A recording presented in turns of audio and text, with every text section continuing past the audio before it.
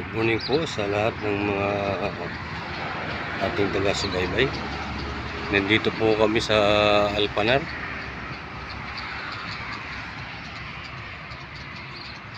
Ganda hong pasyalan to.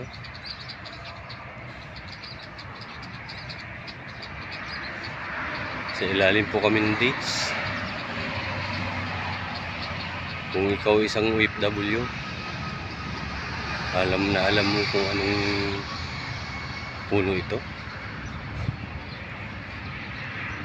Dito tayo sa higtik ng bunga. Ayan.